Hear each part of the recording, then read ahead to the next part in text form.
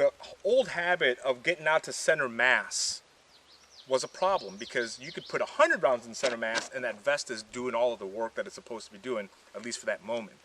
That means you haven't stopped this guy. You might have put some pain on him, you might have, hurt him internally if you're like using a really heavy, like a 45 or something like that, or 10 mil or something like that. But he's not down. And so we have to do what's called a failure. Failure means we're dropping this person like a sack of potatoes, okay? The term failure comes from military special operations. They say fail somebody, meaning turn them off, right? And so the Mozambique, which originated in Mozambique, Africa, right, from Mike Russo, was a close proximity deal where he drew on a guerrilla warrior inside when the airport got taken over, punched 2 in his chest, and then immediately drove straight to the guy's head, because that was the one place that he couldn't, that guy wasn't, like, he could see was not plated or covered. And so he did 2 to the chest, 1 to the head, and that guy failed, right? He shut off. Okay, fantastic. That's at super close proximity, because to go from here to here is nothing. What happens at 3 yards, 5 yards, 7 yards, 10 yards, not, like that kind of a thing. When you place rounds on somebody's chest, I've never seen anybody get taller, right? And so to go upbound is a lot of times the opposite direction that you want to go. You go to the chest, bang, bang, you're driving for the head, they're still kind of wounded, impact wound, and their head's dropping. So now the spread's going the opposite way, okay? And so I always say, look, go to the chest, reassess where that person's going, get out of that tunnel vision that you had for a second, and reassess what's happening here. You're going to find that more often than not, that person's dropping. So you have to chase them downbound. Okay. Later on, what that turned out to be was, and this actually, I've seen video of plenty of times, and actually know some Chicago PD officers who were in this kind of a predicament. They placed rounds on chest, that didn't stop the guy. Like when I say rounds on chest, I'm talking 15, 16 rounds, dump an entire mag on them. But there's too much fight and distance happening where they can't get a clean shot on the head.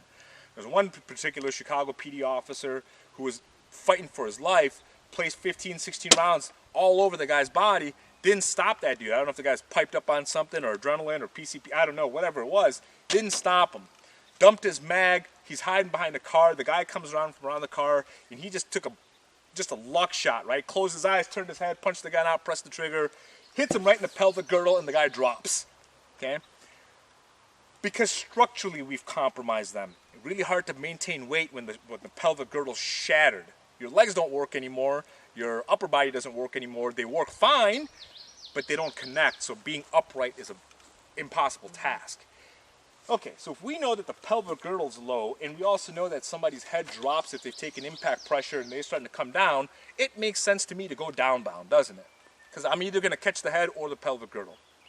And if I don't want to fail somebody, or if I have a choice in not failing somebody, and we saw this with the Hollywood shootout, those guys had makeshift body armor, right? Stuff that they bought at Army surplus stores or made at home, like out of pots and pans, literally out of pots and pans, and they made helmets.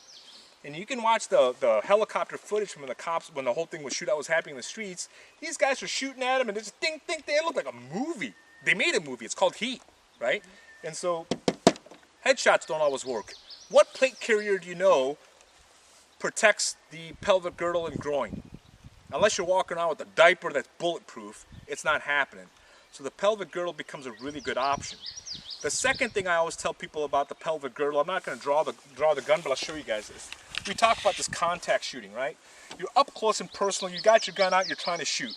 If I go up, what's the danger? I need to have my hand up to get this guy off of me, right? And protect my brain box. If I go upbound and try and fail him here in the chest or in the head, what's the potential danger? I shoot myself in the hand, right? Or in the arm. Or that round just goes, and where'd it go? No one knows. I guess we'll find out when it comes back down, right? Okay, but if I go straight for the pelvic girdle, I have to do nothing except for cowl my head, drive to the floor, and hit, and where's those rounds kind of going towards? I'm going to get that guy to drop. In the sequence of things, we still go to the chest if we have to, right? Because it stops incoming pressure. It'll prevent them from making a lot of encroachment, okay? It buys us time and lets us off angle if we have to.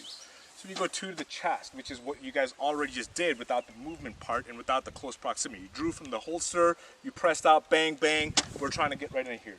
Okay. Then I said I want you to reassess, and I had you going for that A box. Okay. Now you have a choice. Actually, what you want to do is kind of ping pong this. Okay. 2 to the chest, 1 in the head. Press that round. Reholster. Out. 2 to the chest, 1 to the pelvic girdle. Right? And so that's, I kind of drew a belt line for you guys. Right? Kind of drew a belt line for you on the bottom of these targets. So out, press, press, reassess. Go up on one cycle or go down on the other cycle.